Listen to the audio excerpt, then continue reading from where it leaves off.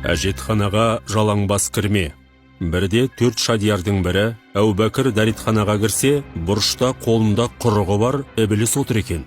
Әубәкір: «Ей, малғұн, мұнда не қып отырсың?» деп сұрайды. Ібіліс: «Білмеуші ме едің? Тәңірімен араздасқанда маған баспана етіп дәретхананы берген. Мен өзімнің үйімде отырмын», деп жауап береді. «Қолыңдағы құрық не үшін?» «Кім дәретханаға жалаңбас кірсе, соның ақылын ұрлаймын. Ондайлардың ойы таяз, танымы қисық болады. Ақылы азайғандардың мал табуға кемдігі болмайды. Есесіне Құдаймен ісі болмайды. Олардың өлгенше иманын толықтыруға осының бәрі кедергі болар», депті.